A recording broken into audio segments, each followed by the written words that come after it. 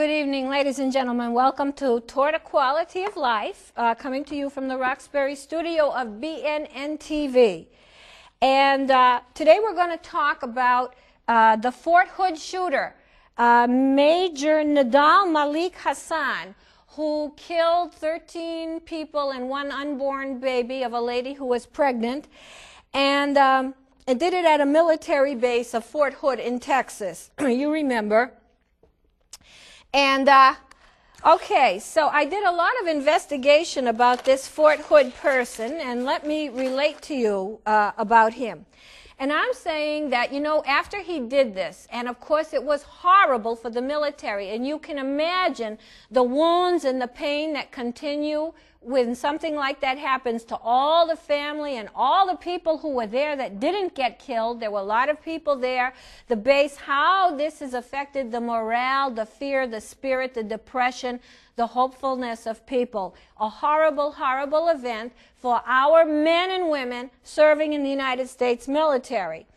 Now, compassion, and what prompted me to get involved in researching this is in one of our psychological newspapers, a psychologist wrote, "Oh, poor guy, he must have been under stress, he must have had a work overload," and you know the media was full of, "Oh, the poor guy." Well, this is not exactly and not at all how it went down. Not that I'm saying that I am hateful toward Major Hassan. No, I'm not. No, I'm not, and you will see. But I'm saying that let's get off this idea of thinking, oh, the poor guy who did something like this with such devastation to us, and let's look at the facts. Let's look at the facts. Now, I am not partial to any religion whatsoever. And I'm not partial to the military, and I am opposed to war in most circumstances I can imagine. But I am in awe of the military, and I am glad that they are there. And I'd be a chicken to be out in Iraq. And I'm in awe when I meet people who have been there or been to Afghanistan. It's really unbelievable that they've gone through that. And what this terrorist did was a very brilliant breach and degradation to the military. Another 9/11, essentially. It was a brilliant thing that he did, if you want to look at it from his side of things, okay? And the military has had to deal with this on its own. Now, what he did, he killed, like I say, 13 and one unborn child. 32 were injured. And then, of course, all the psychological damage. And then this person who he listened to, who apparently has been involved with this new fellow from Nigeria, who tried to do something on Christmas Day, this same imam who lives in Yemen apparently was sort of an inspirer to Major Hassan. And his name is Al-Awlaki. Actually, let me see, what is his actual whole name? Let me see. Anwar Al-Awlaki. And he said on his blog, after Hassan did what he did, that he was, quote, a man of conscience who could not bear living the contradiction of being a Muslim and serving in an army that is fighting against his own people. Further, he said Nidal opened fire on soldiers who were on their way to be deployed to Iraq and Afghanistan. How can there be any dispute about the virtue of what he has done? In fact, the only way a Muslim could Islamically justify serving as a soldier in the U.S. Army is if his intention is to follow the footsteps of men like Nidal. Okay, and I agree. I agree with that statement that this could be the rationale, and this could be how it would be seen from that point of view. Now, many Muslim citizens in this country were asked about this shooting, this massacre, and they said they agreed with what Hassan had done, citizens of this country. Now, Major Hassan was increasingly agonized and at odds with the military, He was educated by it. He was sworn to serve it. And he still, and as these wars progressed, he was becoming more and more agonized. Like, they're killing my Muslim brothers. What am I going to do? And he was also financially constrained because he owed the military his service for them paying for all his education to become an MD and also a master's in public health. So he was conflicted by a sense of duty to his religion and the fact that the Islamic peoples were being hurt by U.S. war. He equated the war on terrorism with a war on Islam. That's not hard to imagine, is it? Let's think about it. If you were looking at the people getting killed, and I read reports coming out of Pakistan and don't think Pakistan people are favorable. One man said in that Waziristan area where the drones that have been increased with Mr. Obama, the minute he came in, he increased the number of bombings going on to the people between the border of Afghanistan and Pakistan.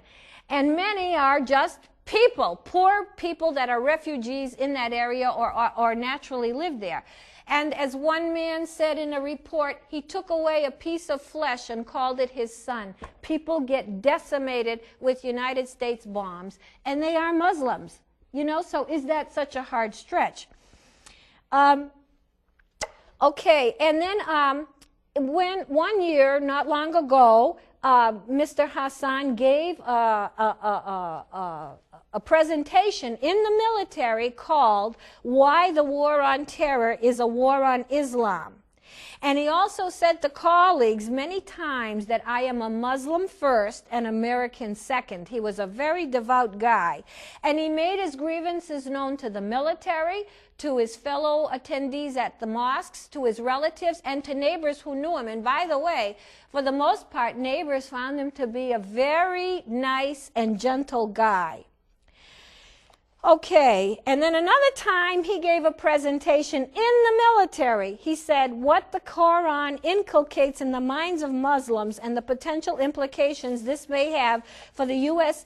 military was what he was talking about, and it ended with a slide that said, "We love death more than you love life." This actually happened, and the military was going along with him making known how he felt, even doing presentations about it.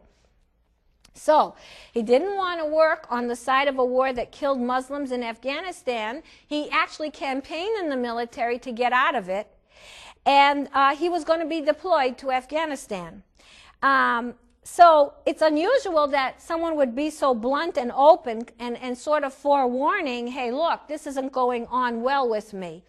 And some of his relatives have said that he tried to get out of the military, asking them to get out, tried to find a way for them to accept him to pay his education debt another way, and he sought to have a legal counsel to get this accomplished.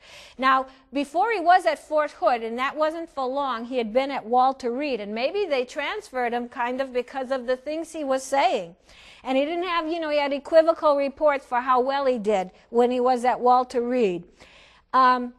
But one thing, as I said, is people often said that he was a gentle and nice guy, but he was also seen to be sort of socially awkward and withdrawn and, quote unquote, never to have had a girlfriend. He was supposedly looking for a woman who was more devout than he. He was so devout, goes to prayers every morning. I think they're at 4:30 or 5 o'clock in the morning every morning. I mean, he followed his branch of Islam to the letter of the law. And he was calm, a very calm person, maybe except he got agitated when he would talk about religion and the wars that the U.S. was fighting. He complained of Muslim oppression in the army to his fellow Islamists. And even military superiors said he was polite, except when he would discuss religion. He told one of the patients, he would treat people returning from the wars, he told one, he got in trouble because he told them Islam can save your soul, which of course you're never supposed to say Christianity, Islam, any of that in a therapy session. And so people described him as very argumentative about religion and critical of U.S. wars. And he also asked the army physicians to allow Muslim soldiers to be released as